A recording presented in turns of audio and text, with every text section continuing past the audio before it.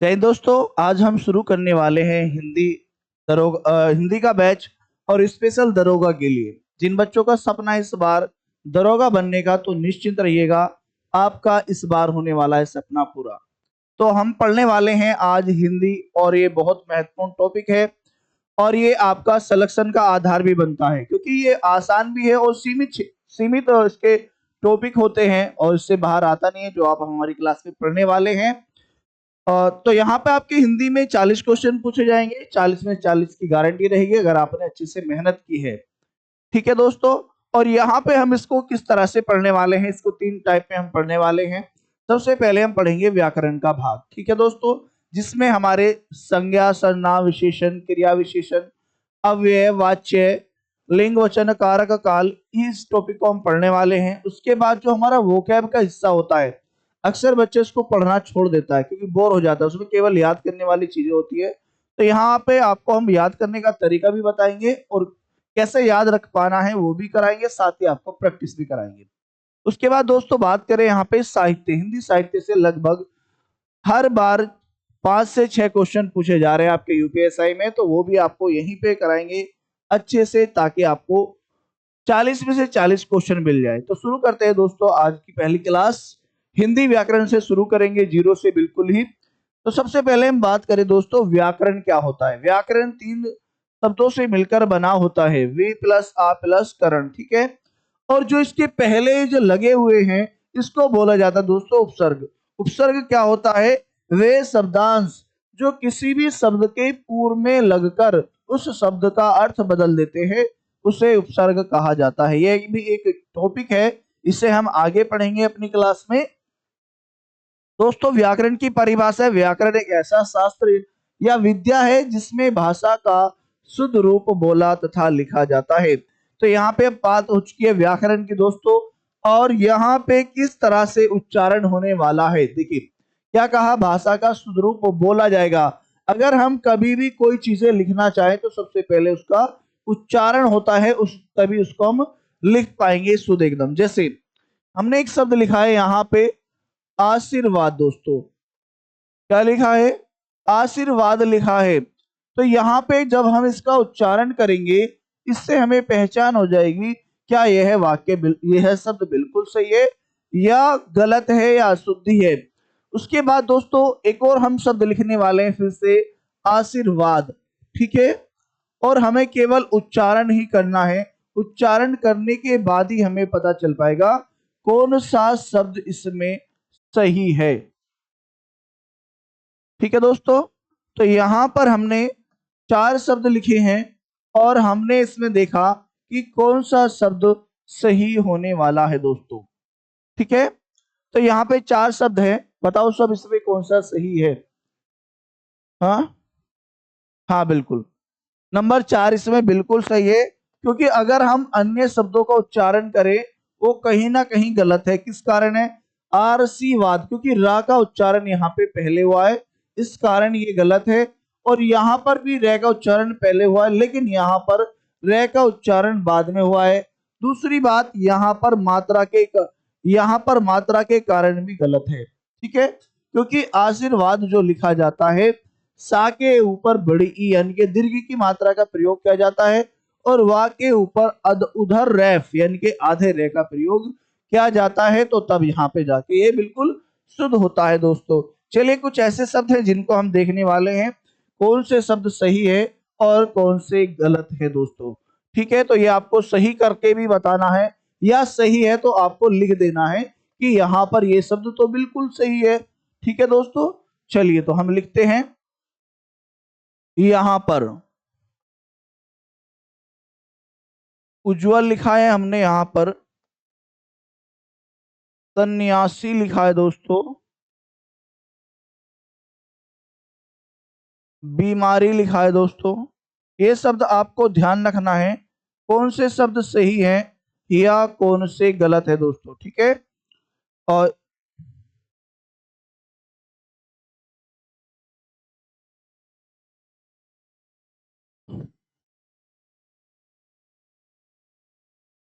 चलिए तो यहाँ पर शब्द लिखे हैं हमने श्रृंगार, उज्जवल, बीमारी और सन्यासी और सृष्टि। तो यहाँ पे आपको बताना है क्या ये सभी शब्द सही है वर्तनी की व्याकरण की दृष्टि से। अगर सही नहीं है तो इनका शुद्ध रूप क्या बनने वाला है दोस्तों। तो यहाँ पे बात करेंगे श्रृंगार जो होता है दोस्तों, श्रा होता है, और श्रा में क्या होता है, एक संयुक्त व्यंजन होता है। क्या होता है ये, एक संयुक्त व्यंजन होता है। और संयुक्त व्यंजन किसे कहते हैं, देखिए याद रखना, जब एक से अधिक, दो या दो से अधिक व्यंजन एक स्वर की सहायता से बोले जाए, इसे आप लिख भी सकते हैं क्योंकि इंपॉर्टेंट लाइन है, और कुछ भी लिया जाता है, संयुक्त किसे कहा जाता है। दो या दो से अधिक स्वर, दो या दो से अधिक व्यंजन एक स्वर की सहायता से बोले जाए, उसे संयुक्त व्यंजन कहा जाता है। क्योंकि व्यंजन भी होते हैं संयुक्त और स्वर भी होते हैं। तो ये मैंने केवल आपको व्यंजन की परिभाषा बताई है। तो ये बनता किस चीज से दोस्तों, यहाँ पे बात करें स्रा, देखिए हम इसको दोनों तरह से लिख सकते हैं, या तो इस तरह से भी लिख सकते हैं या इसको इस तरह से भी लिख सकते हैं। बिल्कुल सही है। आप ये नहीं कह सकते इसको कि ये तो आधा से लग रहा है, नहीं, ये बिल्कुल पूर्ण है। ठीक है, ये दोनों रूप में हम इसको लिख सकते हैं और दोनों ही सही है। उसके बाद दोस्तों यहाँ पर बात करें, रा नहीं है, रा नहीं है इसमें, तो ये हो जाएगा श्रृंगार। ठीक है, ये बिल्कुल शुद्ध शब्द है। उसके बाद दोस्तों बात करें हम उज्जवल। देखिए उज्जवल की बात करें, उज्जवल को आप कैसे पहचानेंगे कि ये सही है या गलत है। तो दोस्तों जब हम अपना एक टॉपिक पढ़ेंगे संधि, वहां पर हम पहचान कर पाएंगे कि यहाँ पर ये शुद्ध है या अशुद्ध है। ये बनता कैसा है, उत प्लस ज्वल से मिलकर बना होता है दोस्तों। ता के बाद जय आ जाता है, तो जय जय तय जय में बदल जाता है, तो तब बनता है उज्जवल। क्लियर है, ये इसका शुद्ध रूप हो गया। यानी कि दोनों जय होते हैं वो स्वर रहित होते हैं। कैसे होते हैं, स्वर रहित या आधे जिनको कहेंगे। उसके बाद दोस्तों जब हम सन्यासी का उच्चारण करते हैं, तो जो सा होता है उस पर एक बिंदी लगी होती है, जिस बिंदी का नाम होता है हिंदी में अनुस्वार। और इसका उच्चारण कब होता है, स्वर के बाद नासिक का, यानी कि नाक की सहायता से किया जाता है दोस्तों। तो यहाँ पे हो जाएगा सन्यासी, ये इसका शुद्ध रूप होगा दोस्तों। आगे की बात करें बीमारी, तो बीमारी पे जब मात्रा का हम प्रयोग करेंगे, एक विशेष बल देंगे जिसे हम कहते हैं बलाघात, विशेष बल देना, तो बीमारी होता है दोस्तों। यहाँ पर दीर्घ ई की मात्रा का प्रयोग किया जाता है। उसके बाद लिखेंगे यहाँ पे सृष्टि, तो सृष्टि में यहाँ पर सा जो होता है उसको षटकोण बोलते हैं, जिसको सृष्टि यहाँ पर इसका शुद्ध रूप होगा। तो ये व्याकरण की दृष्टि से बिल्कुल शुद्ध शब्द है दोस्तों। और ये यहाँ पे क्या है, सभी के सभी अशुद्ध हैं। क्लियर है।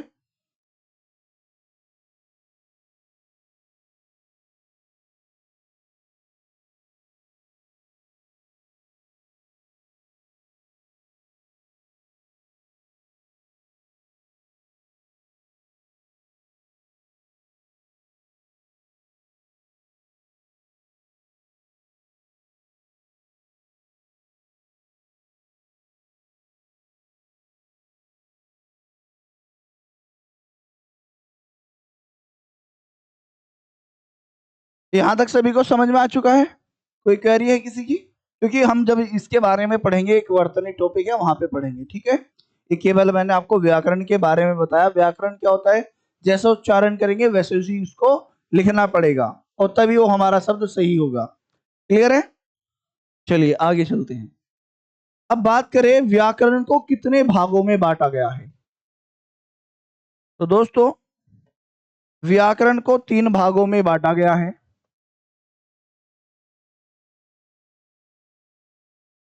व्याकरण को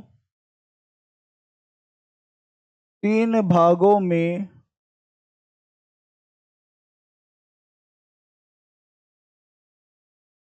बांटा गया है।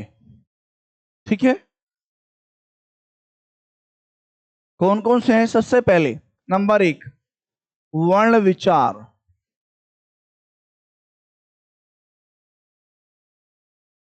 नंबर दो शब्द विचार,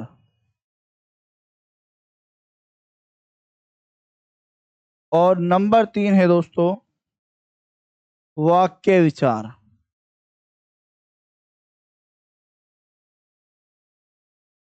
ठीक है, सबसे पहले हम पढ़ेंगे वर्ण विचार। ठीक है, और ये बहुत इंपॉर्टेंट है, यहीं से हमारे लगभग 3 से 4 क्वेश्चन बन के आएंगे एग्जाम में, और बहुत अच्छे क्वेश्चन होते हैं। अगर आप इसे अच्छे से पढ़ेंगे, गहनता से पढ़ते हैं, तो यहाँ पे आपका एक भी क्वेश्चन आपसे नहीं छूट पाएगा। चलिए तो दोस्तों, सबसे पहले हम बात करेंगे यहाँ पे वर्ण विचार की।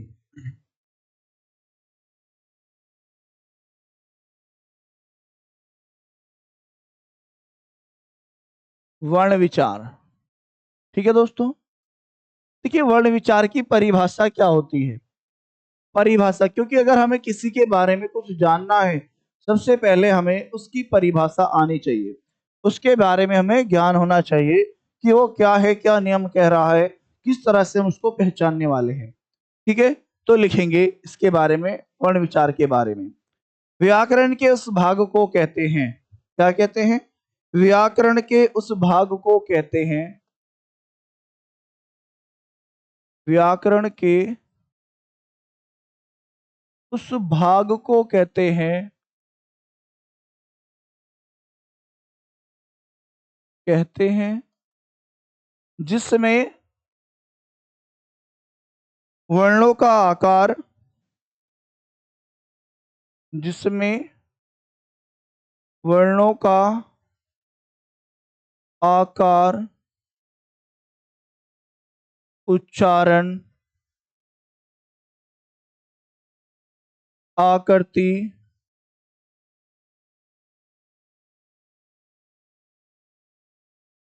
तथा भेद आदि के मेल से, मेल से शब्द बनता हो, शब्द बने, ऐसे करके लिखना है, शब्द बने,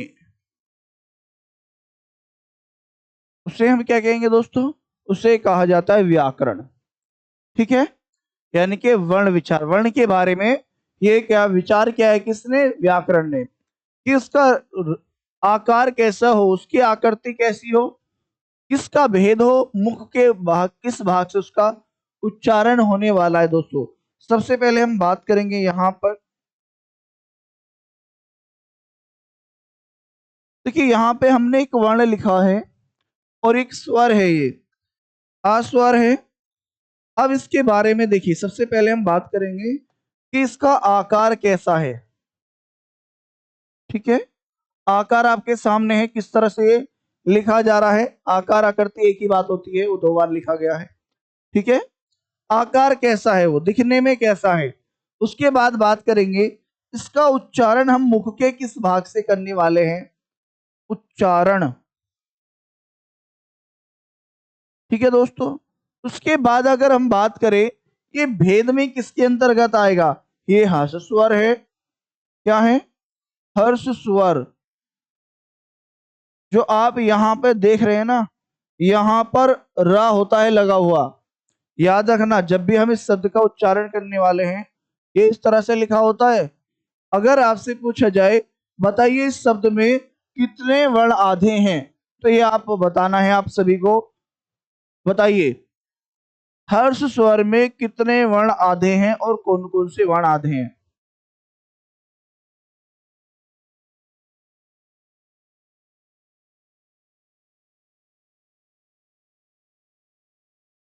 बताओ, इसमें कितने वर्ण हैं, कौन कौन से हैं? देखो, हमेशा याद रखना, जब भी आपको रे इस तरह से दिखाई देने वाला है तिरछी लाइन में, वो हमेशा पूर्ण होता है। इसमें जो आधा है वो है आधा है, और एक इसमें से आधा है। ठीक है, ये 2 वर्ण ऐसे हैं जो आधे हैं इसमें। इसे पढ़ा जाता है हर्ष, हरासावा। ठीक है, हर्ष स्वर। और जब भी किसी वर्ण की मात्रा नहीं हो और वह वर्ण आधा होता है, वो 2 मात्राओं का उच्चारण हमेशा करता है। या तो करेगा दोस्तों ई की मात्रा का उच्चारण, या करेगा ऊ की मात्रा का उच्चारण। कैसे? जैसे यहाँ पे ई लिखा है, अगर हम इस पे लिख दें स्कूल, क्या लिखा दोस्तों? ई की मात्रा का प्रयोग हुआ, लेकिन क्या होता है? सकोल होता है ना। या हम यहाँ पे लिखते हैं प्रकार, तो क्या उच्चारण होगा? प्रकार का उच्चारण होता है ना। ई की मात्रा का प्रयोग होगा। तो यहाँ पे अगर बात करें ऊ की, तो यहाँ पर अगर हमने लिखा स्वाद, तो क्या किसकी मात्रा का उच्चारण होगा? ऊ की मात्रा का उच्चारण होता है। स्वाद लिखें, स्वागत लिखें, जहां पर वह आ रहा हो वहां पे ऊ की मात्रा का उच्चारण होगा, जब वर्ण आधा हो। क्लियर है? यहाँ पे ये सब चीजें समझ में आ चुकी है आपको? चलिए आगे चलते हैं।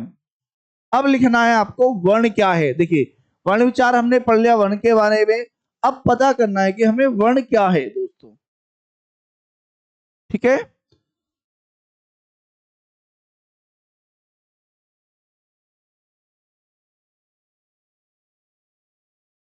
वर्ण, वर्ण को ही अक्षर कहा जाता है। बस इसमें हल्का सा अंतर है, वो अभी आपको बता दिया जाएगा क्या अंतर है। ठीक है?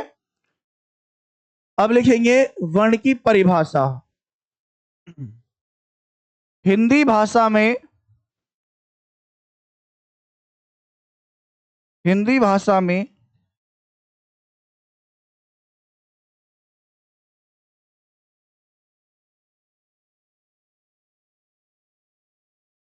वर्ण उस मूल ध्वनि को कहते हैं, हिंदी वर्णमाला में, हिंदी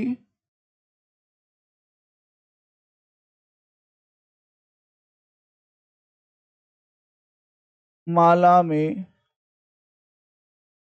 वर्ण उस मूल ध्वनि को कहते हैं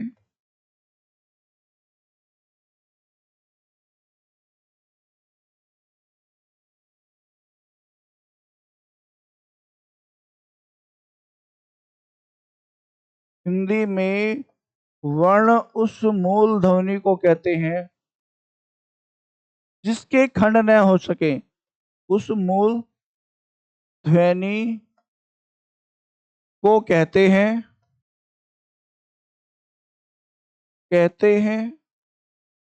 जिसके खंड या टुकड़े न हो सके, जिसके खंड या टुकड़े न हो सके, न हो सके। क्लियर दोस्तों? यानी कि उसको हम छोटा नहीं कर सकते, वह अपने मूल में ही रहेगा, उससे ज्यादा उसको छोटा नहीं कर सकते, वो वर्ण कहलाता है। लेकिन जिसको छोटा कर सकते हैं वह अक्षर हो जाएगा दोस्तों।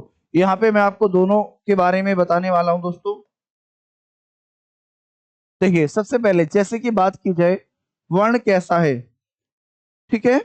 जैसे हमने यहाँ पे लिखा अ, ई, उ और री। ठीक है? क, ख, ग आदि, तो ये क्या होंगे? वर्ण होंगे। और वर्ण क्या होता है? जिसको उच्चारण के बाद लिख दिया जाता है वह उच्चारण कहलाता है। ये आपको याद रखना है। अगर मैं आपसे बातें कर रहा हूं तो ये क्या है? एक ध्वनि है, एक उच्चारण है, और जैसे ही इसको लिख दिया जाए वो हमारा क्या कहलाएगा? वर्ण कहलाता है। ठीक है? तो ये हो चुका है वर्ण। लेकिन अगर आपको अक्षर पहचानना हो दोस्तों, अक्षर कैसे पहचानेंगे?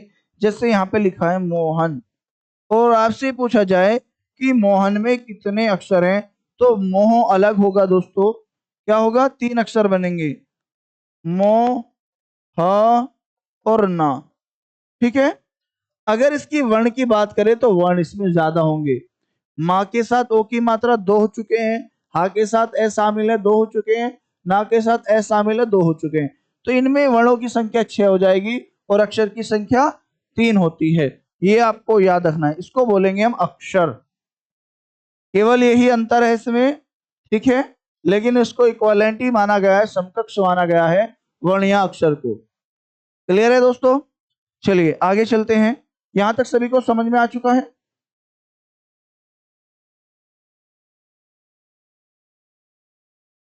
चलिए आगे लिखेंगे।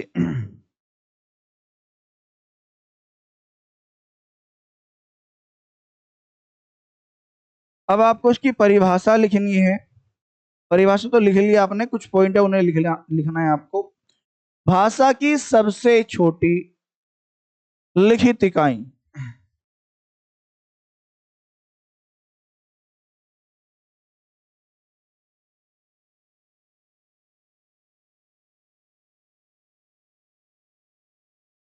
भाषा की सबसे छोटी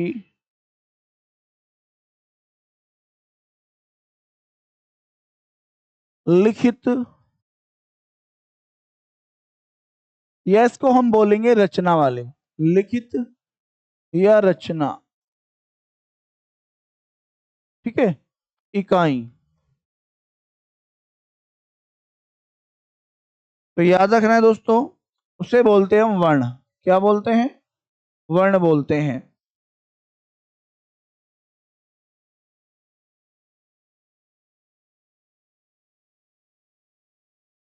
तो क्या कहेंगे उसे? वर्ण कहा जाता है। याद रखना, जब भी आपसे पूछा जाए भाषा की सबसे छोटी लिखित इकाई, क्या हो जाएगा? वर्ण हो जाएगा, ठीक है। या रचित इकाई क्या होगा? वर्ण होगा। ये आपको याद रखना है। आगे बात करते हैं, भाषा की सबसे छोटी मौखिक इकाई। भाषा की सबसे छोटी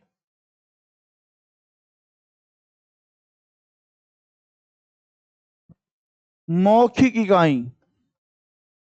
मौखिक यानी कि जिसको हम उच्चारित भी बोलते हैं, जिसका हम उच्चारण करते हैं, उसे कहते हैं दोस्त प्यारे बच्चों ध्वनि। क्या कहते हैं? उसको ध्वनि कहा जाता है। क्या कहा जाएगा उसको? ध्वनि कहा जाता है, ठीक है। इसको हम ऐसे भी कर सकते हैं, जब हम किसी वाक्य को उच्चारण करते हैं तो उसे ध्वनि कहा जाएगा, और जब उस वाक्य को हम लिख दें तब हमारा वर्ण कहलाता है। जिसको लिखा जाए वो वर्ण होगा, और जिसका उच्चारण किया जाए वो ध्वनि होगी। क्लियर है? चलिए आगे लिखते हैं, वर्ण के प्रकार।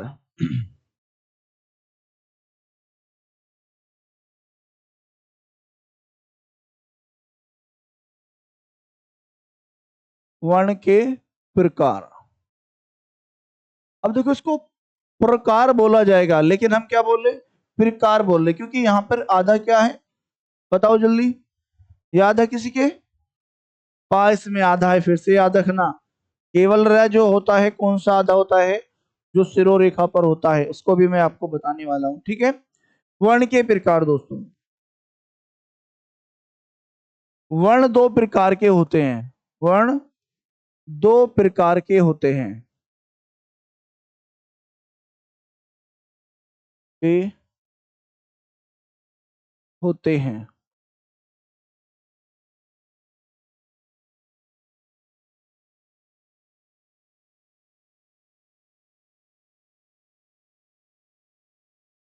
नंबर एक, स्वर, और नंबर दो, व्यंजन, ठीक है। तो दो होते हैं, नंबर एक स्वर और नंबर दो व्यंजन। सबसे पहले हम स्वर के बारे में लिखेंगे, ठीक है। स्वतंत्र रूप से बोले जाने वाले वर्ण। स्वतंत्र रूप से क्या लिखेंगे?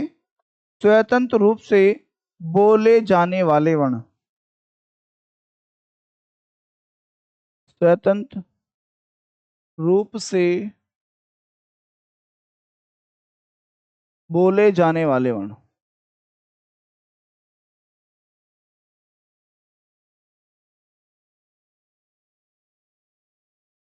वर्ण, ठीक है।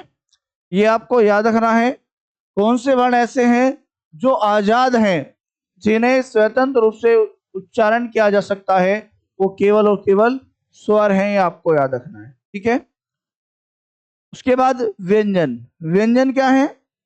जो स्वर की सहायता से बोले जाते हैं। जो स्वर की सहायता से बोले जाएं। जो स्वर की सहायता से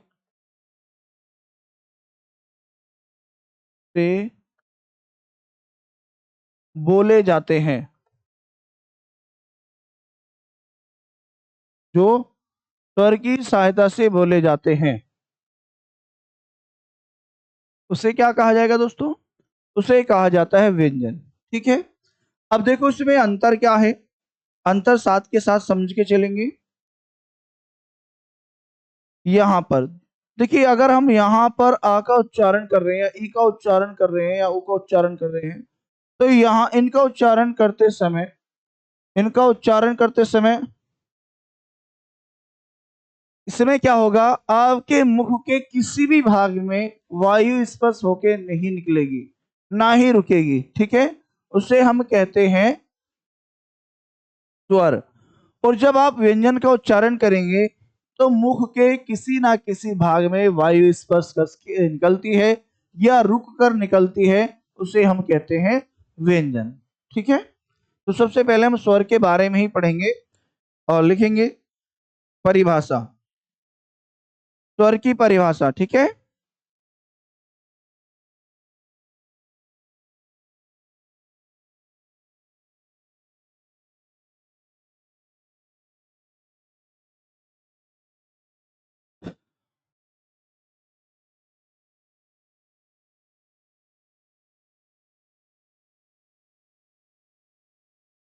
स्वर की परिभाषा, जिन व्यंजनों का उच्चारण जिन जिन व्यंजनों का उच्चारण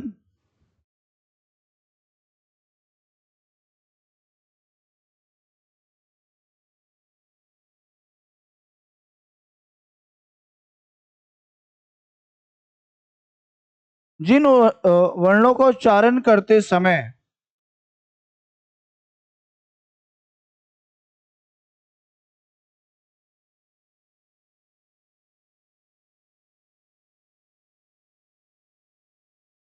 जिन वर्णों का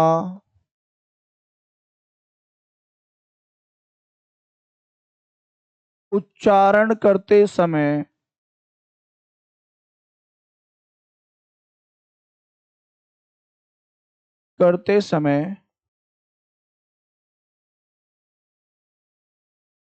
वायु बिना किसी अवरोध के वायु बिना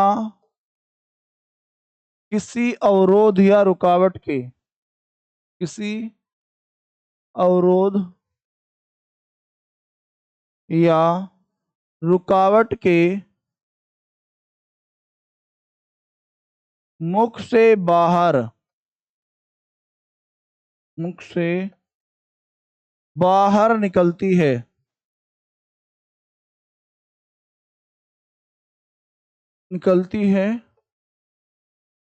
उसे स्वर कहते हैं, उसे स्वर कहते हैं।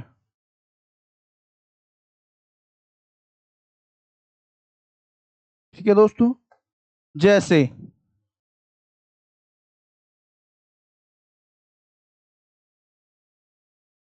ए, आ, ई,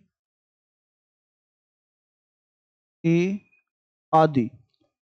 जब हम स्वरों का उच्चारण करेंगे तो हमारे मुख में किसी भी प्रकार की रुकावट नहीं होगी उच्चारण करते समय। आप बोलकर देख सकते हैं ए आ ई उ, तो यहाँ पर आपके मुख में कहीं पर भी वायु स्पर्श करके नहीं निकलेगी, इसे कहा जाएगा स्वर। क्लियर है? चलिए आगे लिखेंगे एक नोट पॉइंट, और ये बहुत इंपॉर्टेंट भी है।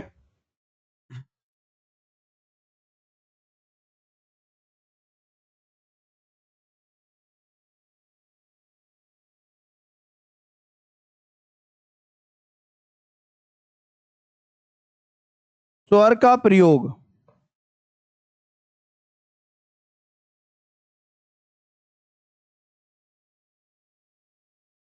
स्वर का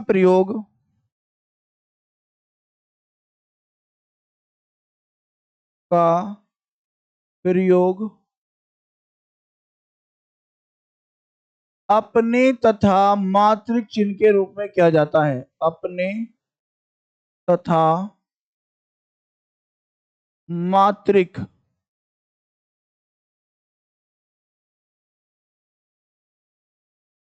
चिन्ह के रूप में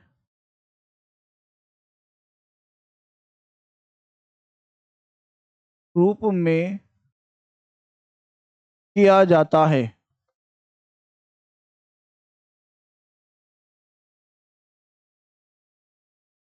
ठीक है। अब देखिए, स्वर का प्रयोग हम किस किस लिए करते हैं, या तो अपने लिए करेंगे या मातृक चिन्ह के रूप में। और कैसे कैसे करना है अपने लिए और मातृक चिन्ह के रूप में। जैसे दोस्तों, और जिसे हमने लिखा है यहाँ पे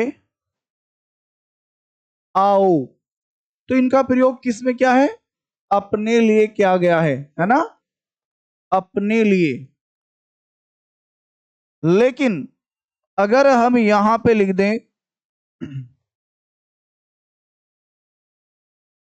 निधि, क्या लिखा हमने, निधि शब्द लिखा है, तो यहां पर हम मातृ चिन्ह के रूप में इनका प्रयोग करेंगे। कैसे, क्योंकि यहां पर न एक व्यंजन है, ठीक है, और उसके साथ जो मात्रा है वो ई की मात्रा है। उसके बाद यहां पर ध है, यानी कि व्यंजन है, और उसके बाद ई की मात्रा है।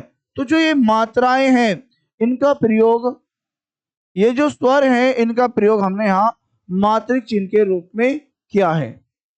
तो इन्हें हम क्या कहेंगे, मात्रिक चिन्ह। मात्रिक चिन्ह, ठीक है, ये आपको याद रखना है। तो स्वर का प्रयोग हम किस किस रूप में करेंगे, या तो अपने रूप में करेंगे या मात्रिक चिन्ह के रूप में करते हैं।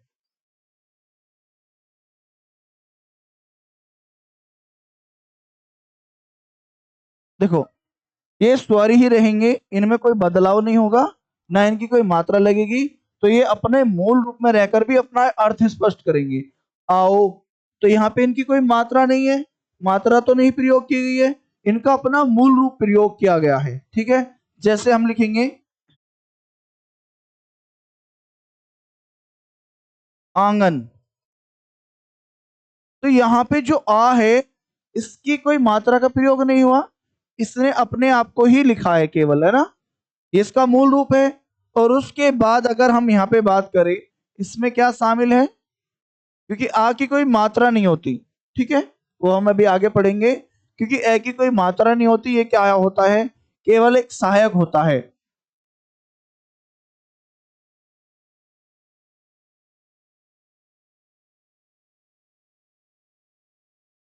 ठीक है, और इसमें क्या होता है, एक स्वतंत्र होता है, स्वर होता है, लेकिन इसकी कोई मात्रा नहीं होती, ये हमेशा सहायक होता है व्यंजन को उच्चारण करने के लिए। हालांकि हर एक स्वर सहायक होता है व्यंजन का, लेकिन सभी व्यंजन के साथ ए स्वर शामिल होता है, तभी उसका उच्चारण हो पाता है। ठीक है,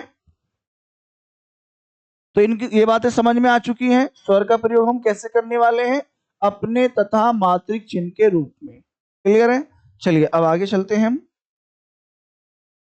उत्पत्ति के आधार पर स्वर के भेद।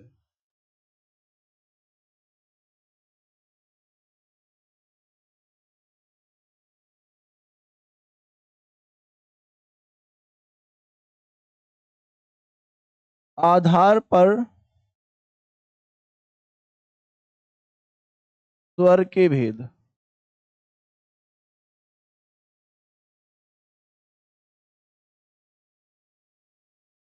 ठीक है, तो स्वर के दो भेद होते हैं उत्पत्ति के आधार पर, के दो भेद होते हैं।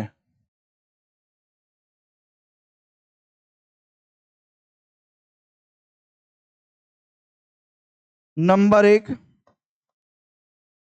हर्ष स्वर। देखिए, इसको हम तीन नाम से जानते हैं, कोई भी नाम आपसे पूछा जा सकता है आपकी परीक्षा में।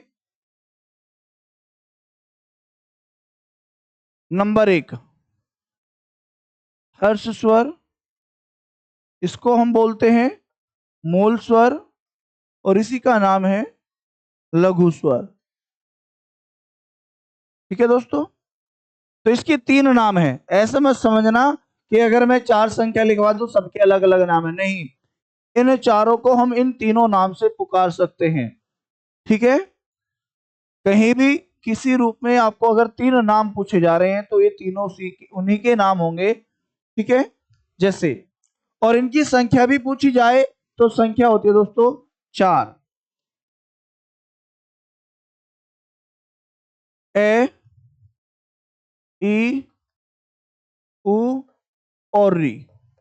ठीक है, और ये आपको याद रखना है। संख्या भी पूछी जाती है एग्जाम में कि बताइए लघु स्वर की संख्या या मूल स्वर की संख्या। अब इन्हें मूल स्वर क्यों कहा गया है? क्योंकि इसी के बाद हमारी वर्णमाला की उत्पत्ति हुई है, इन्हीं 4 वर्णों से। हालांकि री का ज्यादा महत्व तो नहीं होता, केवल और केवल जो 3 वर्ण है इन्हीं के आधार पे हमारा व्याकरण तैयार हुआ है। ठीक है, लेकिन इसमें एक बात और याद रखनी है आपको। अगर आपसे पूछा जाए, 2 बातें और याद रखनी है इसमें, कौन कौन सी? उच्चारण के आधार पे और रचना के आधार पे। देखिए, अगर आपसे कहा जाए रचना के आधार पर, रचना के आधार पर, आधार पर मूल स्वर कितने होते हैं? मूल स्वर, तो याद रखना संख्या उनकी 4 ही होगी जो आपके सामने लिखी हुई है। लेकिन अगर आपसे पूछा जाए उच्चारण के आधार पर, उच्चारण या मौखिक के आधार पर मूल स्वर की संख्या कितनी होगी? 3 होगी दोस्तों। और ये जो आप 2 टिक से देख रहे हैं इसे बोलते हैं पुनःरुक्ति। क्या? पुनःरुक्ति, यानी कि वह शब्द जो ऊपर लिखे गए हैं उन वो भी यहां पर सेम सेम लिखे हुए हैं, इसको बोलते हैं पुनःरुक्ति चिन्ह। ठीक, हाँ वो भी मैं बता रहा हूं आपको। इसमें नोट पॉइंट लिखना,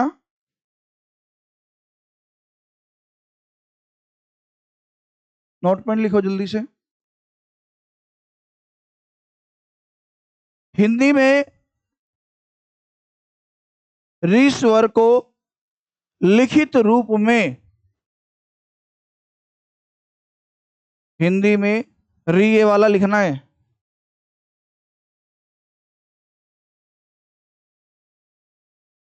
हिंदी में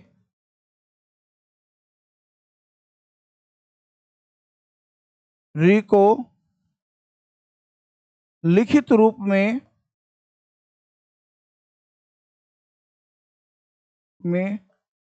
तो में मूल स्वर माना जाता है। मूल स्वर माना जाता है। ठीक है, लेकिन लेकिन उच्चारण के आधार पर री को मूल स्वर नहीं माना जाता। लेकिन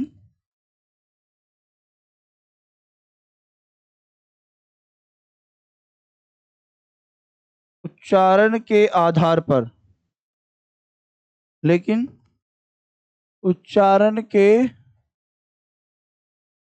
आधार पर मूल स्वर नहीं माना जाता।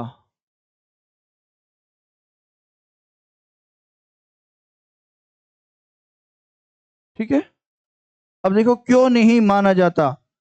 जब हम री को लिखेंगे, ठीक है, जब हम इसको लिखते हैं तो री को लिखे, अगर हम कहेंगे रचना के आधार पर री को री ही लिखा जाएगा, है ना।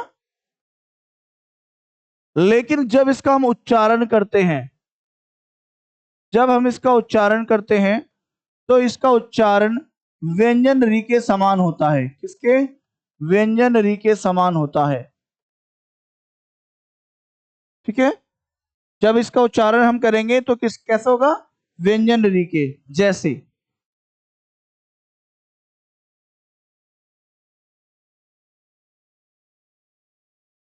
जैसे आपने यहाँ पे लिखा है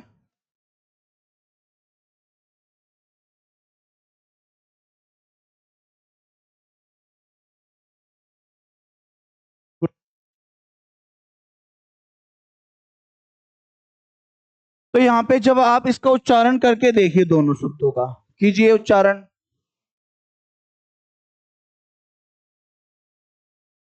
दोनों लगभग एक जैसे ही बोले जाएंगे, है ना, उच्चारण की दृष्टि से। लेकिन अगर हम देखते हैं अर्थ के आधार पे या उच्चारण के आधार पे, तो इनका अर्थ भी अलग बनेगा। उच्चारण तो होगा एक जैसा, लेकिन इनका अर्थ अलग होगा। ठीक है, इसलिए इसको रचना के आधार पर मूल स्वर माना गया है, उच्चारण के आधार पर इसको मूल स्वर नहीं माना गया। ये आपको याद रखना है। ठीक है, दोनों में अंतर आ चुका है। तो यहाँ पे उच्चारण के आधार पे बिल्कुल सही होगा और रचना के आधार पे भी। लेकिन ये रचना के आधार पे भी गलत होगा और उच्चारण के आधार पे भी, क्योंकि रिक्शा होता ही नहीं है, इसका कोई अपना अर्थ नहीं है। ठीक है, यहां तक समझ में आ चुका है।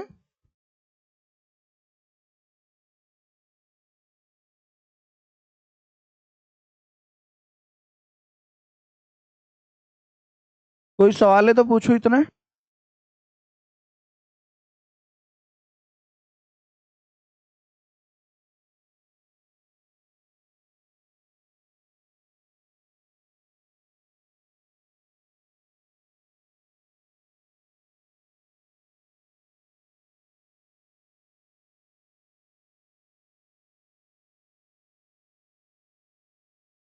तो यहाँ पे मूल स्वर हो चुके हैं, संख्या 4 हो चुकी है। अब लिखेंगे नंबर 2, दीर्घ स्वर।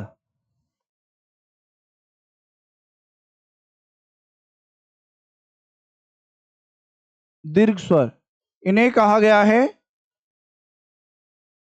संधि स्वर, और इन्हीं का नाम है गुरु स्वर।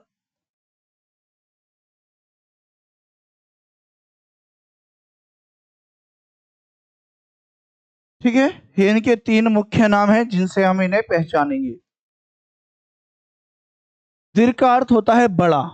ठीक है, तो यहां पर इनकी संख्या होगी 7। अगर आपसे पूछा जाए इनकी संख्या, संख्या भी आपको याद रखना है, 7 होती है। देखिए, इन्हें संधि स्वर क्यों कहा गया है, गुरु स्वर क्यों कहा गया है, वो अब हम पढ़ने वाले हैं। ठीक है, वो हम कहाँ पे पढ़ेंगे, जब हम स्वरों का वर्गीकरण करेंगे। ठीक है, यहाँ पर केवल मैं आपको सामान्य में लिख रहा हूं। 7 कौन कौन से हैं। दीर्घ आ, इसको हम दीर्घ आ ही बोलेंगे, दीर्घ ई, दीर्घ उ। ठीक है, इसको बोलते अय, इसको बोलते आय, है ना, इसको बोलते हैं औ, और इसको बोलते हैं आओ।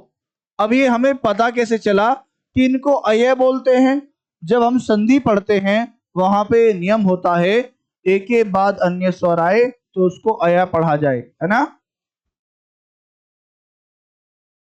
और वो क्या होता है, आधा या होता है। तो ये यहाँ पे दीर्घ स्वर की संख्या 7 होती है, ये आपके सामने है।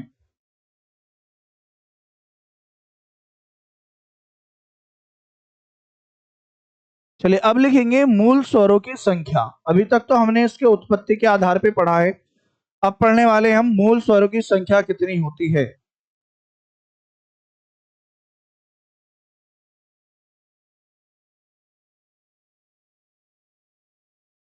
मूलतः स्वरों की संख्या की संख्या 11 होती है।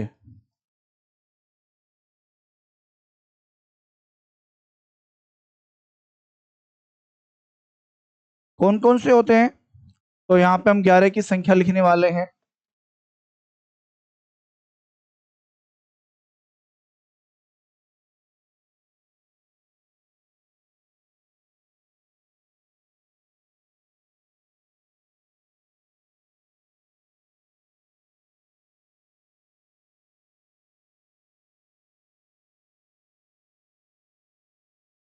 तो यहाँ पे 11 हो चुके हैं। मूलतः स्वरों की संख्या 11 होती है, और इनको क्रम वाइज भी याद रखना।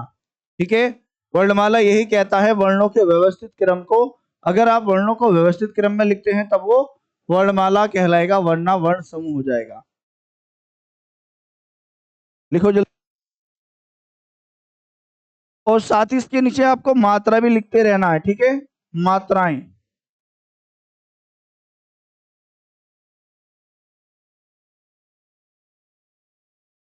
तो यहां पे बात करें, ए की अपनी कोई मात्रा नहीं होती। क्या? ए की अपनी कोई मात्रा नहीं होती, केवल ये एक ऐसा स्वर है जो मात्रा रहित है।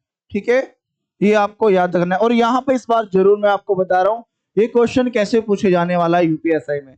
आपसे पूछेगा हिंदी वर्णमाला में बताइए ऐसा कौन सा स्वर है जो मात्रा रहित है। देखिए, मैं सामान्य भाषा में ऐसे भी कह सकता हूं कि ऐसा कौन सा स्वर है जिसकी कोई मात्रा नहीं है, लेकिन वहां पे आपसे कहेगा मात्रा रहित स्वर बताइए, तो वहां पे क्या होगा? ए होगा। ठीक है, और ऐसे भी पूछा जाएगा इस बार कि बताइए हिंदी वर्णमाला में मात्राओं की संख्या कितनी है। ठीक है, वो भी हम पढ़ने वाले हैं। और दूसरा सवाल एक और बनेगा, जो तीसरा सवाल है कि बताइए व्यंजन की कितनी मात्राएं होती हैं। तो याद रखना, व्यंजन की कोई मात्रा नहीं होती। ठीक है, और इस तरह के ही क्वेश्चन आपको इस बार मिलने वाले एग्जाम में। तो यहाँ पे इसको हम कहेंगे खड़ी पाई। ठीक है, और इसके ऊपर शिरो रेखा होती है। और यहाँ पे देखिए, आप इसे एक शब्द के रूप में भी याद रख सकते हैं। सामने छोटे बच्चे सामने चलते हैं ना, कभी भी आपको कहीं जाना होता है कहते छोटे बच्चे आगे चलो, है ना। तो हमेशा याद रखना, इसको किस तरह से याद रखना है कि छोटे बच्चे सामने की ओर आएंगे, है ना। तो सामने से मात्रा आएगी, और जो बड़े बच्चे हैं वो कहेंगे बाद में चलो, पीछे चलो, ताकि कोई रिल ना जाए, है ना। छोटे बच्चों को आगे लेके चलेंगे और बड़ों को पीछे। इसी तरह से आप इसको याद रख सकते हैं। दूसरा तरीका है, आप किसी भी नाम को लिख सकते हैं, किसी भी शब्द को लिख सकते हैं, ताकि आप इसको याद रख पाए। ठीक है, उसके बाद छोटा उल्लू, ये जाएगा बाईं ओर। कैसा जाएगा? बाईं ओर जाएगा इसका रुख। इसको बोलते हैं हुक। क्या बोलते हैं? हुक लगाने के बाद। और ये इसका विपरीत हो जाएगा। ठीक है, और जो आप देख रहे हैं री, री की मात्रा यहाँ पे एक नीचे हुक की तरह हो जाएगी। ठीक है, उसके बाद जिस पर कोई मात्रा नहीं दिख रही, इसकी एक मात्रा है, जिस पे एक मात्रा है इसकी मात्रा दो है। और ये केवल और केवल शिरोरेखा पर देखने के लिए मिलेगी। कहां पे? शिरोरेखा पर। और इसकी एक मात्रा होती है शिरोरेखा के साथ खड़ी पाई होगी साथ में, और इसकी दो मात्रा होंगी शिरोरेखा पर खड़ी पाई के साथ। और यहाँ पे एक नोट पॉइंट लिखना है, नोट पॉइंट। ए स्वतंत्र स्वर है,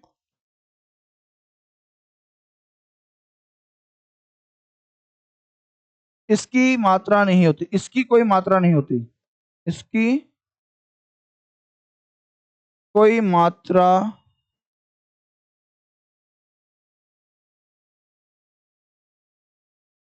नहीं होती। एक और लिखेंगे पॉइंट, हिंदी वर्णमाला में केवल स्वर की ही मात्रा होती है। हिंदी वर्णमाला में केवल स्वर की ही मात्रा होती है।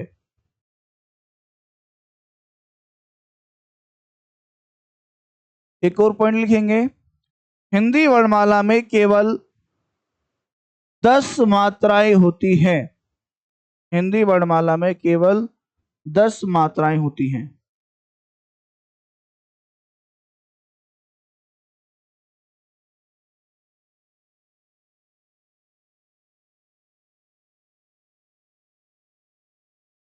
मात्रा की परिभाषा और लिखेंगे आप,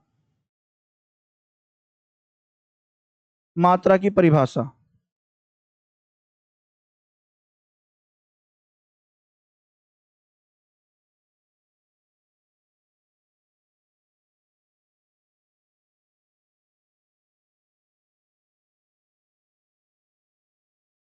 व्यंजन के साथ स्वर के संयोग होने पर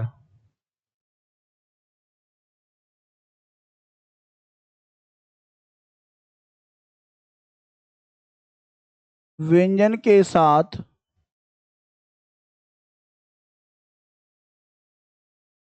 के साथ स्वर के संयोग होने पर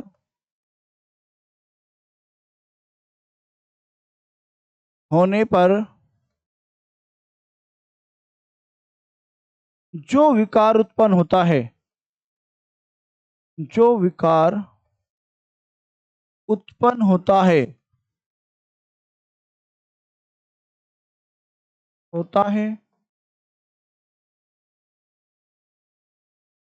उसे मात्रा कहते हैं, उसे मात्रा कहते हैं।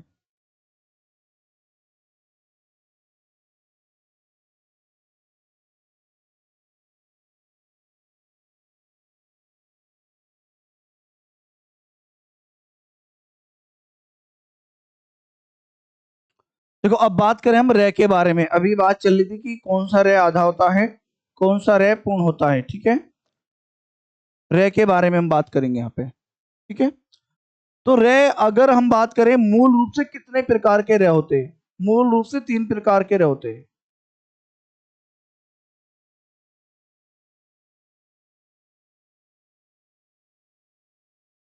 तीन प्रकार के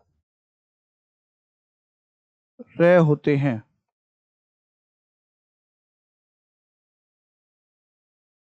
देखो बिल्कुल सामान्य है। सबसे पहले हम बात करेंगे यहाँ पे भारत शब्द लिखा है। ठीक है, एक लिखा है कर्म और एक लिखा है क्रम। इन्हीं से आप पहचान लेंगे कि यहाँ पर कौन सा आधा रे है और कौन सा पूर्ण रे है। लेकिन इस रे का प्रयोग हम दूसरे रूप में भी कर लेते हैं। कैसे? जैसे हमने यहाँ पे ट्रक लिखा या हमने ड्रम लिखा। ठीक है, तो सबसे पहले हम बात करेंगे यहाँ पर जो भारत में रे लिखा हुआ है, ये तो बिल्कुल सामान्य रूप से दिख रहा है कि ये रे पूर्ण है। इसमें कहीं भी आपको आधापन नहीं दिख रहा या स्वर रहित नहीं है। एग्जाम में ऐसे ही पूछा जाएगा, याद रखना कि ऐसा कौन सा शब्द है जिसमें स्वर रहित रे का प्रयोग किया गया है। ये शब्द याद रखना। तो वहां पे वो आपको पहचानना है कि कौन सा ऐसा है। तो यहाँ पे तो पूर्ण है, क्लियर है। उसके बाद यहाँ पे जो सिर के ऊपर हम अक्सर कहते हैं कि ये रे वाली मात्रा है ना, ऐसे तो बोलते आए हो आप, लेकिन ये रे वाली मात्रा नहीं है। रे क्या एक व्यंजन है, और अभी मैंने आपको बताया कि व्यंजन की तो कोई मात्रा नहीं होती, तो ये रे की मात्रा कहां से आई? इसका नाम है, इसे बोलते हैं उधर रैफ। क्या बोलते हैं?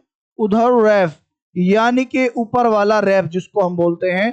और ये होता है स्वर रहित रे, या जिसको कहा जाएगा आधा रे। और ये केवल और केवल आधा ही होगा।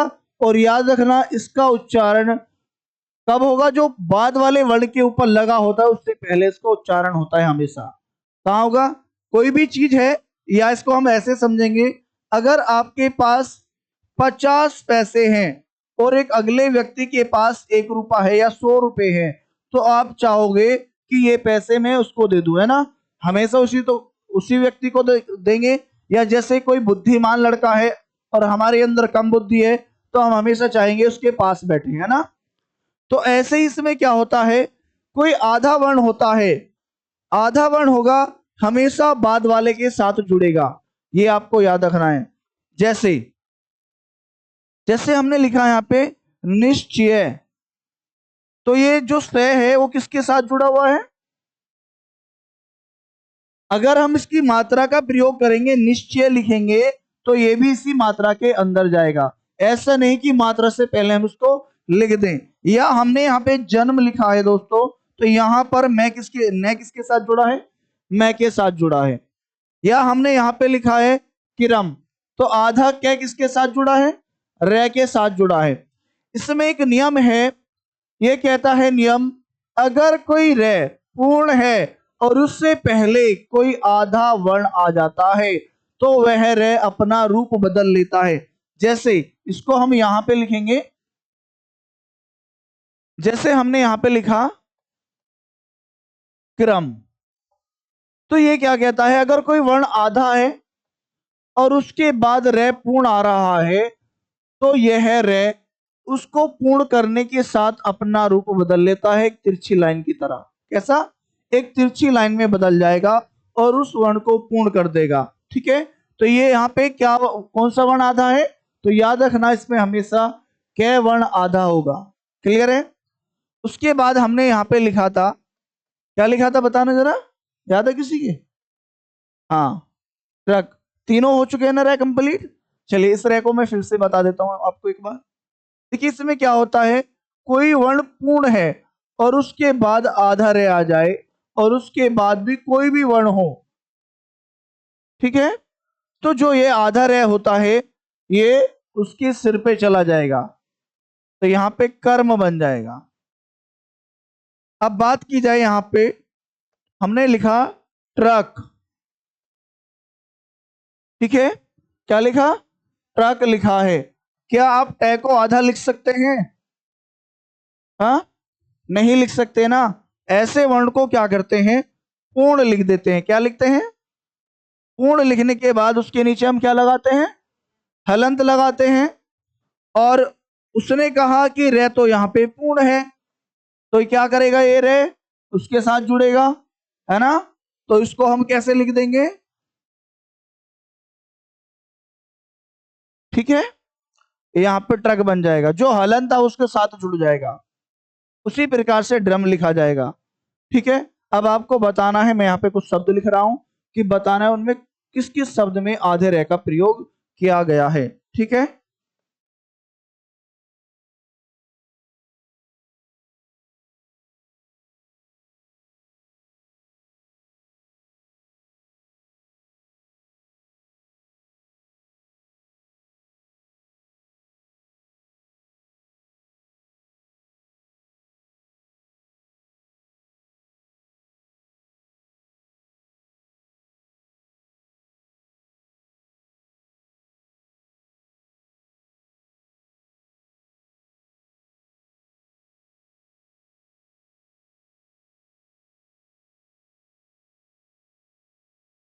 बोलना नहीं है, सब अपना अपना बताएंगे। ये यहाँ पे शब्द लिखे गए हैं, तो आपको बताना है, जब मैं आपसे पूछूं किस किस शब्द में आधे रह का प्रयोग किया गया है, ठीक है, और किस किस शब्द में रह का प्रयोग नहीं किया गया है, और क्या सभी शब्दों में रह का प्रयोग किया गया है। ये आपके 3 सवाल हैं, इसका आपको आंसर करना है। ठीक है,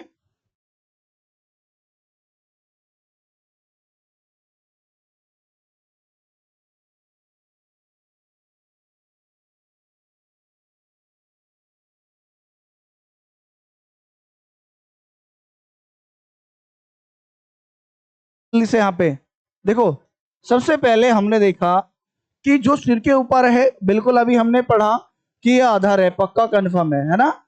उसके बाद भारतीय लिखा यहाँ पे शब्द, पूरा रह है, बिल्कुल दिख रहा है। ऋषि लिखा, इसमें कौन सा रह है? हाँ, जल्दी बताओ। इसमें मैं पूछ रहा हूं केवल रह, इसमें कौन सा रह, आधा पूर्ण है या है? हाँ, इसमें कोई भी रह नहीं है, ठीक है, क्योंकि यहाँ पे री का प्रयोग, ऋषि का प्रयोग किया गया है, तो यहाँ पे ऋषि का प्रयोग किया गया, इसमें कोई रह नहीं है। यहाँ पे बताओ कौन सा रह है? इसमें भी रह का प्रयोग नहीं किया गया, केवल मात्रा का प्रयोग किया गया, वो है री की मात्रा। यहाँ पे बताइए, यहाँ पे रह है, कौन सा रह है? पूर्ण रह है, बिल्कुल सही है। यहाँ पे बताइए, रह का प्रयोग नहीं हुआ। इस पे रह पे मात्रा तो दे रखी है हमने ऊ की, तो रह तो पूर्ण है यहाँ पे, तो अभी कह रहे हो कि नहीं है। यहाँ पे बताओ, आधा है, क्लियर है, आपके रह कंप्लीट हो चुके हैं। हाँ, ये पूर्ण रह है। अगर कोई भी वर्ण रह से पहले आता है तो वो आधा रहेगा, ठीक है, ये आपको याद रखना है। अब इसमें 2 बातें और याद रखनी है आपको, ये छोटी छोटी बातें होती है लेकिन अक्सर बच्चों को गलत करा देती है। देखिए, मात्रा और आधा वर्ण,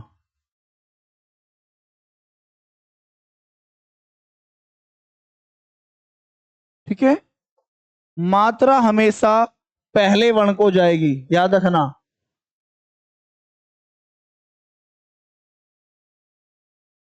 हमेशा पहले वर्ण को जाएगी।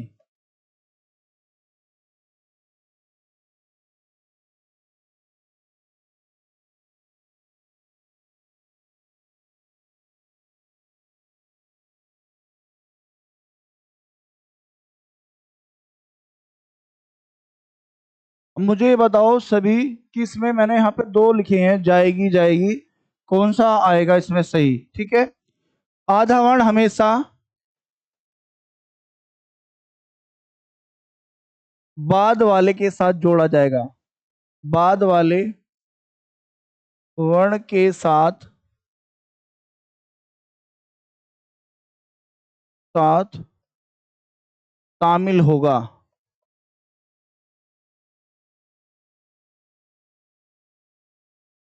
हाँ बताओ, पहला या दूसरा इसमें कौन सा आएगा? दोनों सही है, वेरी गुड। पहला, हाँ और बताओ। पहला, वेरी गुड। है, दोनों सही हैं। बताऊंगा गुड़िया, पहले आपसे तो पूछा जाए। हाँ हाँ, दोनों सही है।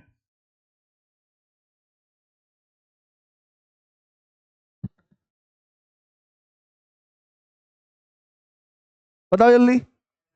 पहला सही है, दूसरा क्यों गलत है? अभी तो गलत था, अभी सही है। देखो दोस्तों, इसमें याद रखना है, हमेशा पहले वर्ण को क्या जाएगी? मात्रा। मात्रा हमेशा पहले वर्ण को, और केवल एक ही मात्रा जाएगी हमेशा एक वर्ण को, है ना। जब भी एक वचन की बात की जाएगी ना, वहां पे जाएगी आएगा, और जब बहुवचन आएगा ना, वहां पे जाएगी आएगा। ए या में बदल जाएगा, याद रखना। अभी बच्चों को ये तक नहीं पता यहाँ आया क्यों, क्यों लिखा गया, कोई मतलब नहीं। और ये आपके कहाँ काम आते हैं? जब वाक्य शुद्धि पढ़ते हैं आप। ठीक है, इसलिए याद रखना इनको भी। जब एक वचन होगा ए का प्रयोग, जब बहुवचन होगा यह का प्रयोग होगा। जैसे मोहन आ गया,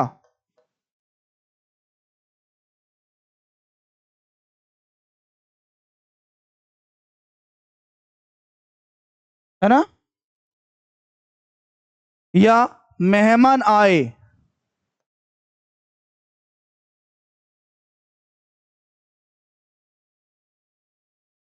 और जब कहा जाएगा मेहमान आएंगे तो वहां पे बहुवचन बन जाएगा, वहां पे ये का प्रयोग किया जाएगा। ठीक है, ये आपको याद रखना है।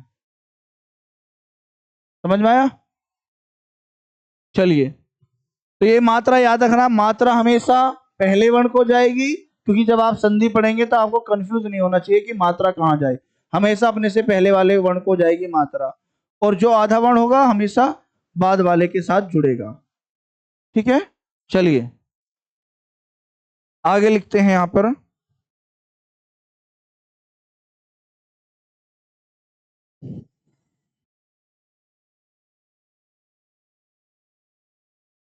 कालमान या समय के स्थान पर कालमान,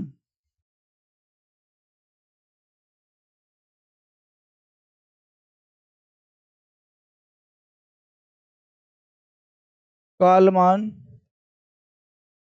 या समय के आधार पर,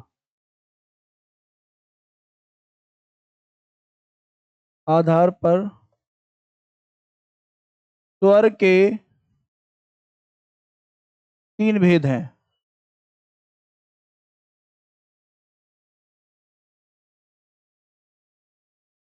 तीन भेद होते हैं।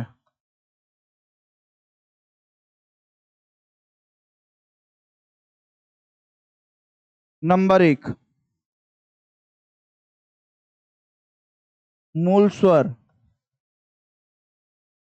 नंबर दो, दीर्घ स्वर। और नंबर तीन है प्लुत स्वर।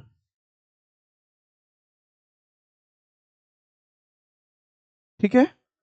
नंबर 3 पलु स्वर।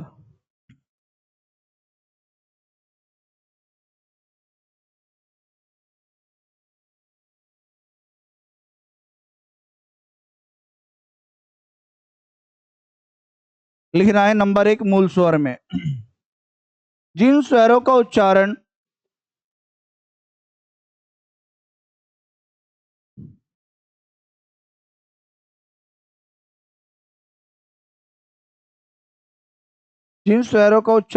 कम से कम समय में होता है, जिन स्वरों का उच्चारण कम से कम समय में होता है, अर्थात उच्चारण में एक मात्रा का समय लगता है, अर्थात उच्चारण में एक मात्रा का समय लगता है, उसे एक मात्रिक स्वर कहते हैं, उसे एक मात्रिक स्वर कहते हैं। और वे कौन से हैं? दोबारा रिपीट करूं? हाँ लिख लो। जिन स्वरों का उच्चारण कम से कम समय में होता है, अर्थात उच्चारण में एक मात्रा का समय लगता है, उसे एक मात्रिक स्वर कहते हैं। ठीक है। और एक मात्रिक स्वर कौन से हैं? मूल स्वर। आपको याद है मूल स्वर संख्या उनकी 4 है। कौन कौन से? ए, ई, उ और री। क्लियर है। नंबर 2 लिखेंगे दीर्घ स्वर। इसमें को एक नोट पॉइंट और लिख लो अभी। दीर्घ स्वर से ऊपर एक नोट पॉइंट। इनका निर्माण किसी अन्य स्वर की सहायता से नहीं होता, इनका निर्माण किसी अन्य स्वर की सहायता से नहीं होता, इनका निर्माण किसी अन्य स्वर की सहायता से नहीं होता, इसलिए इन्हें कहा गया है मूल स्वर। ठीक है।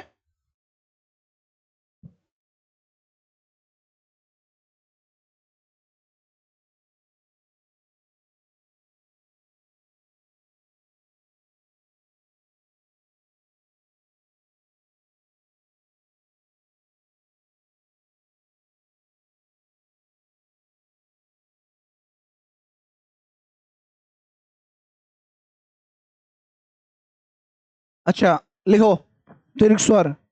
जिन स्वरों के उच्चारण में जिन स्वरों का उच्चारण में 2 मात्रा का समय लगता है, उसे द्विमात्रिक स्वर कहते हैं, द्विमात्रिक स्वर कहते हैं। जिन स्वरों के उच्चारण में 2 मात्रा का समय लगता है, उन्हें द्विमात्रिक स्वर कहते हैं। ठीक है। लिखिए। हाँ हाँ, से द्विमात्रिक स्वर कहते हैं। नोट पॉइंट में लिखेंगे इनका निर्माण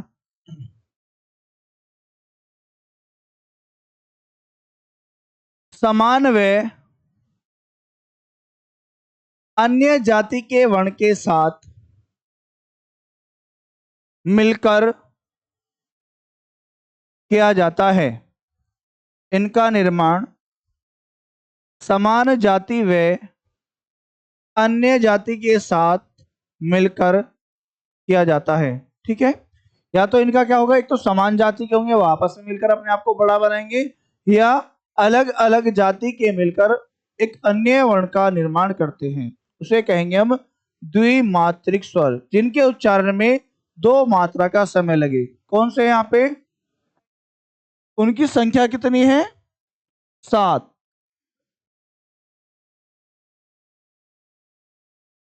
दीर्घ आ, दीर्घ ई, दीर्घ उ, है ना, दीर्घ ए, अये, आओ और आओ, तो उनकी संख्या होगी 7। क्लियर है। चलिए अब आगे लिखेंगे हम नंबर 3 पलु स्वर। देखिए पलु स्वर की बात करें, ये हिंदी वर्णमाला का भाग नहीं है, ना ही ये उल्लेखित है हिंदी वर्णमाला में, लेकिन ये क्या है, एक वैदिक भाषा से लिया गया वर्ण है। लिखेंगे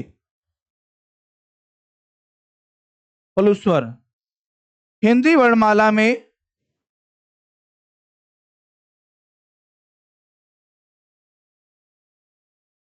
किसी भी प्रकार के पलुस्वर की व्यवस्था, हिंदी वर्णमाला में किसी भी प्रकार के पलुत स्वर की व्यवस्था नहीं की गई है।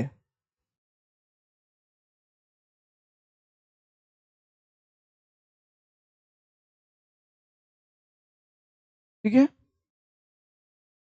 यह केवल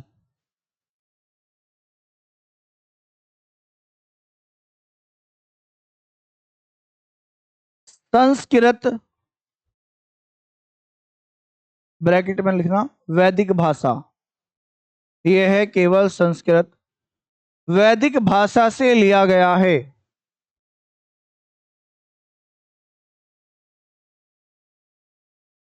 जिसका प्रयोग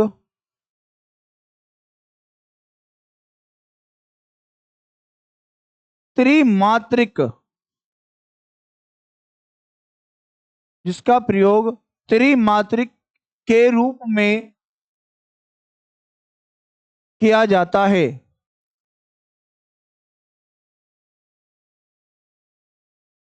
दूसरी लाइन से लिखेंगे, इसका उच्चारण करते समय 3 मात्रा का समय लगता है। इसका उच्चारण करते समय 3 मात्रा का समय लगता है, इसलिए इसे त्रिमात्रिक कहा गया है। देखो ये दिखता कैसा है, और ये भी पूछ लेता है एग्जाम में कि इसका आकार बताइए। तो दोस्तों याद रखना है इसका आकार कैसा है, इसकी आकृति कैसी है। तो ये ऐसे भी लिखा आ सकता है कि हिंदी में 3 इकाई अंक की तरह, 3 इकाई अंक की तरह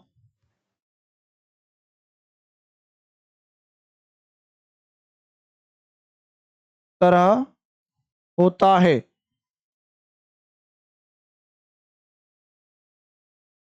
ठीक है, कैसा दिखाई देगा, जो हिंदी है, हिंदी में 3 इकाई होती है, उसकी तरह ये दिखता है।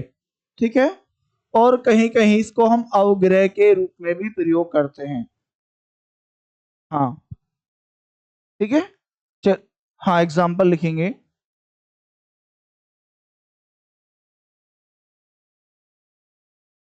तो यहाँ पे जो ओम लिखा है, यहाँ पे इसका प्रयोग किया जाएगा एक 3 इकाई की तरह। ठीक है, या इसको हम दूसरे रूप में भी लिख सकते हैं, जैसे हमने यहाँ पे राम लिखा और यहाँ पर इसका उच्चारण हम बहुत लंबे समय तक भी कर सकते हैं। या जैसे आपने देखा होगा, गाड़ी कैसी गई, सर, है ना, या फर। अब इसमें ये नहीं पता रह कितने हैं, है ना, आप भी अंदाजा नहीं कर सकते कितने रह जाएंगे। और आपने देखा होगा जब भी वॉइस रिकॉर्ड होती है तो इस तरह से उसको लिखते रहते हैं, कहां तक गई बात पता नहीं लास्ट तक, है ना। इस तरह से ये चलती चली जाएगी, फर, यानी कि पहले तेज वॉइस होगी उसकी, फिर धीरे धीरे धीरे वो छोटी होती चली जाएगी। क्लियर है, तो इसे हम कहेंगे पलु स्वर। मूल स्वर का पता चल गया, कैसे पहचानेंगे। चलिए, तो यहाँ पे मैं शब्द लिख रहा हूं, आपको पहचानना है कि यहाँ पे किस किस शब्द में कौन कौन सी का प्रयोग किया गया है।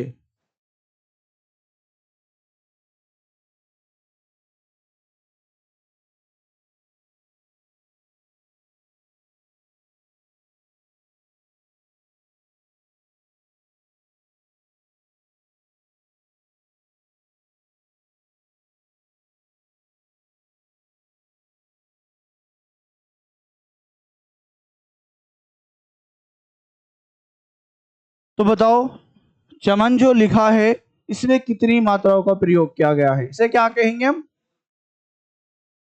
मूल स्वर। नाम क्या है इसका, एक मात्रिक, है ना। अब मात्रिक के हिसाब में बताना, मूल स्वर दीर्घ स्वर मत बताना। इसे बताओ।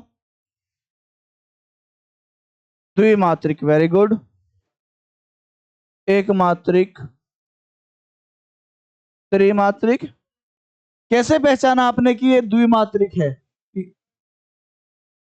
ये क्योंकि इन पे हमने पढ़ा था कि हस है ना, छोटे यानी कि मूल हैं। और जब हमने मूल पढ़ा था उनकी संख्या हमारे सामने 4 थी। और दिखते कैसे थे? अगर हम इन मात्राओं का प्रयोग करें किसी भी शब्द में तो वहां पे हस रहेगा। इनकी मात्रा कौन सी है? मैंने भी आपको बताया था। जो सामने से आएगी कौन सी मात्रा होगी? छोटी की होगी ना। और यहाँ पे कोई मात्रा ही नहीं है तब भी तो छोटा होगा, यानी कि मूल होगा। यहाँ पे आपने देखा कि यहां पर आ की मात्रा का प्रयोग हुआ है, और आ किसके अंतर्गत आता है? द्विमात्रिक के, है ना। और यहाँ पे सर फर ऐसा जिसमें 2 से अधिक मात्रा का समय लगे उसे कहा जाएगा प्लुत स्वर। क्लियर है? चलिए तो आगे लिखेंगे। अब लिखेंगे स्वरों का वर्गीकरण।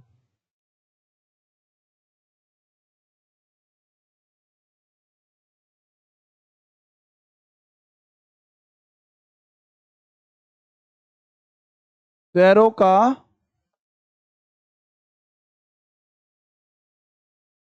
वर्गीकरण।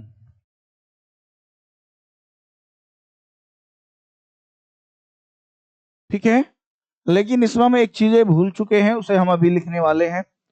कहाँ पे भूले हैं? जब हमने यहाँ पर मूल स्वर पढ़े थे।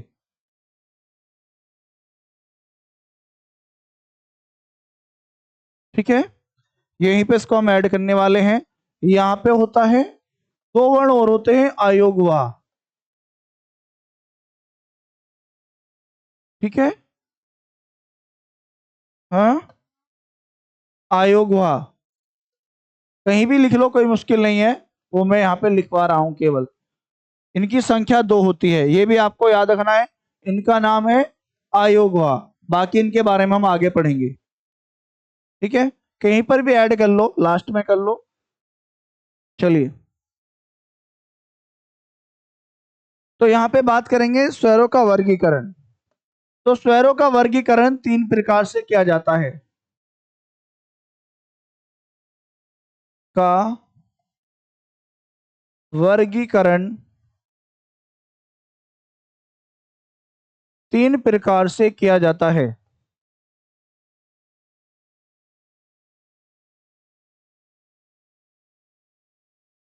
किया जाता है।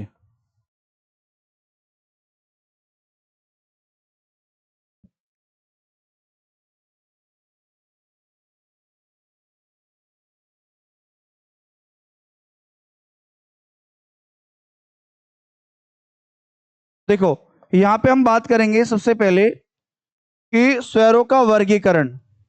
तो स्वरों का वर्गीकरण 3 प्रकार से किया जाता है। कितने? 3 प्रकार से। नंबर 1,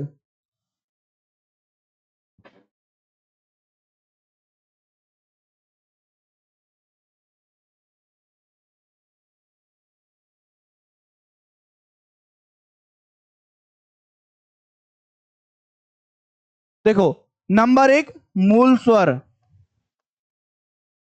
ठीक है, नंबर 1,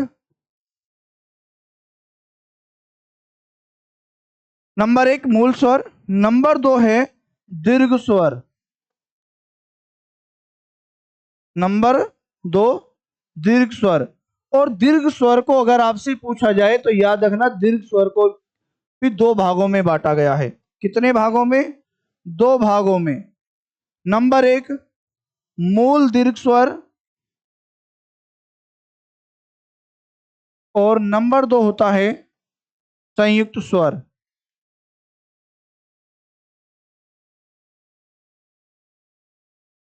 ठीक है, इसको याद रखना है अलग से। केवल इसको अलग से याद रखना है कि इसको भी हमने 2 भागों में बांटा है। अगर हम वर्गीकरण के आधार पर देखेंगे तो नंबर 3 होता है संयुक्त स्वर। संयुक्त स्वर। क्लियर है? मूल स्वर की संख्या 4 है, लेकिन यहाँ पे दीर्घ स्वर की संख्या, क्योंकि इसको हमने अलग रूप में बांटा, किसमें? मूल दीर्घ स्वर में। ठीक है, चलिए, तो यहाँ पे हम समझेंगे नंबर 2 दीर्घ स्वर है, लेकिन दीर्घ स्वर को हमने दो भागों में बांटा। कौन कौन सो में? नंबर 1 मूल दीर्घ स्वर में और नंबर 2 संयुक्त स्वर में। और इसके भी पार्ट कितने होते हैं? 3 होते हैं। नंबर 1 मूल स्वर, दीर्घ स्वर और संयुक्त स्वर। तो मूल स्वर आप सभी को पता है, उनकी संख्या 4 है, ए ई उ और री होता है। चलिए, अब बात करेंगे यहाँ पे मूल दीर्घ स्वर कौन सा है? नंबर 2 मूल दीर्घ स्वर। इन्हें मूल दीर्घ स्वर क्यों कहा है? क्योंकि ये समान जाति के हैं। कैसे हैं?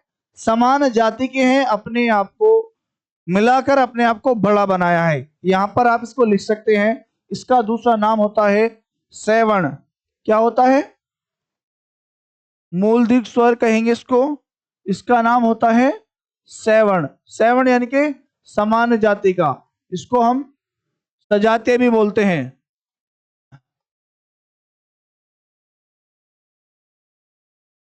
इसको सेवण भी बोलते हैं, सजातीय भी बोलते हैं, यानी कि समान जाति के होते हैं, आपस में अपने मिलाकर अपने आप को बड़ा बनाते हैं, और इनकी संख्या केवल 3 होती है। ठीक है, कौन कौन से होंगे? यहाँ पे दीर्घ आ, दीर्घ ई और दीर्घ उ होता है। और अब बात करें नंबर 3। नंबर 3 है जिसको बोलेंगे हम संयुक्त स्वर। संयुक्त स्वर, इसे हम अवर्ण भी बोलते हैं, विजातीय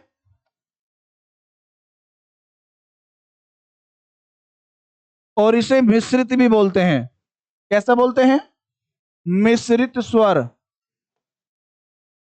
ये सभी इसी के नाम है। ये क्यों मिश्रित कहा गया है? क्योंकि ये अलग अलग जाति के मिलकर अन्य वर्ण का निर्माण करते हैं। ठीक है, जैसे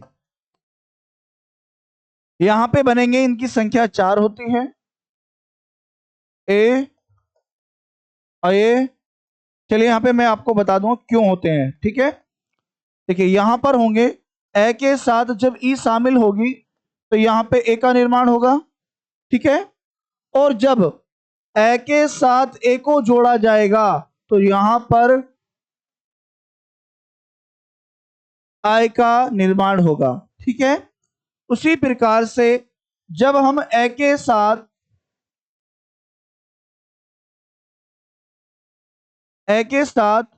उ को जोड़ेंगे तो ओ बनेगा यहां पर, और ए के साथ जब ओ को जोड़ेंगे तब यहां पे औ होगा, इसलिए इनकी संख्या 4 है। ठीक है, संख्या इनकी 4 हो जाएगी, अय आय औ और आओ। ठीक है, वर्गीकरण के आधार पर स्वर के 3 भेद हैं। कौन कौन से? मूल स्वर, दीर्घ स्वर और संयुक्त स्वर। याद रखना, संयुक्त स्वर की संख्या 4 होती है। यहां पे लिखे हैं, एक तो ये है, एक ये है, एक ये है और एक ये है। ठीक है,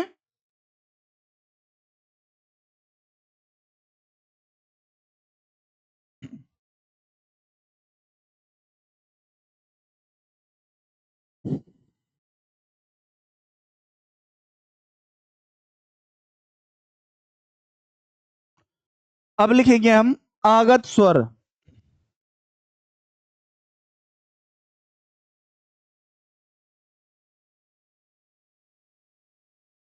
आगत क्या कहा जाए इसको? विदेशी, या कहा जाए अंग्रेजी भाषा।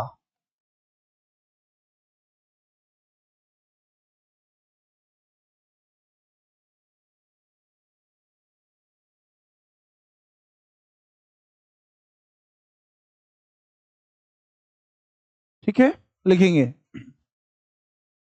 अंग्रेजी के अंग्रेजी ओ के, ओ वर्ण के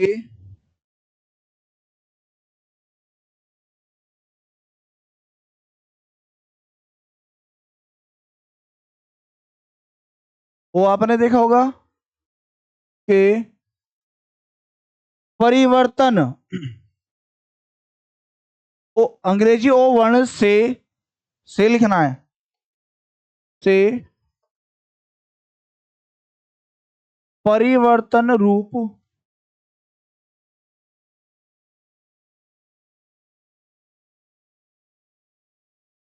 ओ ध्वनि को, परिवर्तन रूप उसको यहां पे कैसे लिखना है, ओ ध्वनि को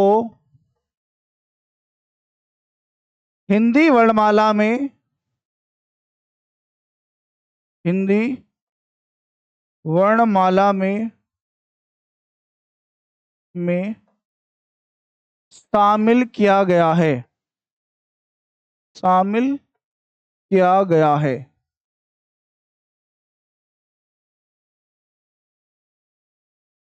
नोट पॉइंट लिखेंगे,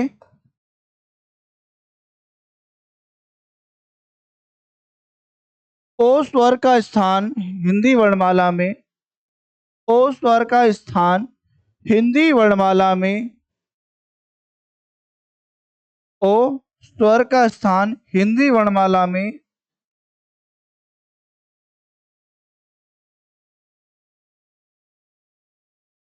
आ और औ, आ और औ के मध्य रखा गया है,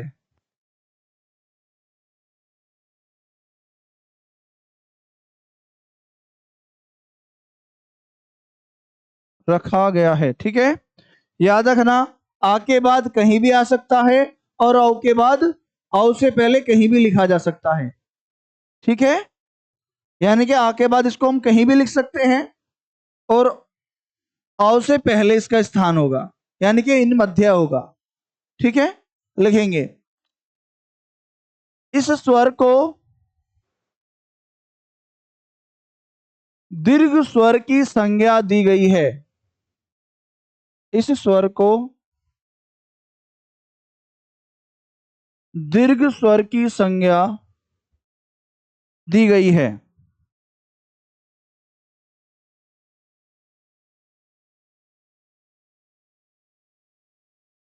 ठीक है, लिखेंगे, इस स्वर का प्रयोग, अगली लाइन से, इस स्वर का प्रयोग अंग्रेजी शब्द से उच्चारित, अंग्रेजी शब्द से हिंदी में उच्चारित,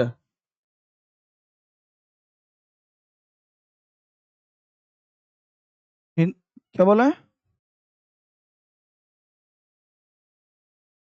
हिंदी में उच्चारित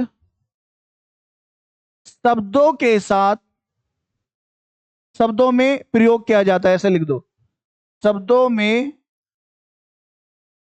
ओ का प्रयोग किया जाता है, ओ मात्रा का प्रयोग, ऐसे करके लिख दो, ओ मात्रा का प्रयोग किया जाता है।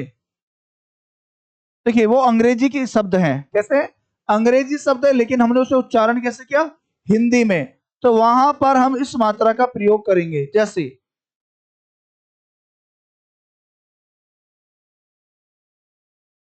देखिए अगर हम बात करें कॉलेज, तो कॉलेज ऐसे लिखा जाएगा अंग्रेजी में, है ना, लेकिन जब हम इसका उच्चारण हिंदी में करेंगे तो यहाँ पे किस तरह से लिखा जाएगा, ये कॉलेज, क्या, कॉलेज, तो यहां पे लिखेंगे हम डॉक्टर, है ना, ऑफिस,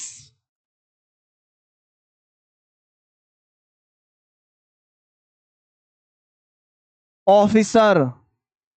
ठीक है, इन शब्दों का हम इन सब, नॉलेज, तो यहां पर हम इनका प्रयोग करने वाले हैं। ठीक है, यहां तक सभी को समझ में आ चुका है, किसी का कोई सवाल है, कोई डाउट है, हाँ, नहीं है, चलिए ठीक है, तो आज हम क्लास को यहीं पे समाप्त करते हैं। एक नोट पॉइंट और लिख लो, हिंदी में, नहीं हिंदी में नहीं लिखना, संस्कृत में स्वर को अच कहा जाता है, संस्कृत में स्वर को अच कहा जाता है। हाँ अच, देखो ऐसे लिखा जाएगा अच। ठीक है, क्योंकि ये एक सहायक होता है। क्या होता है? सहायक होता है। किसका सहायक होता है? व्यंजनों का सहायक होता है। ठीक है, ये हर एक व्यंजन की मदद करता है। बोल मैं तेरे साथ हूं, है ना, ऐसे तो कहता है। तो तुम पढ़ो मैं तुम्हारे साथ हूं। ठीक है, इस बार सबकी वर्दी चाहिए मुझे यहाँ। ठीक है, तो हम क्लास को यहीं पे एंड करते हैं।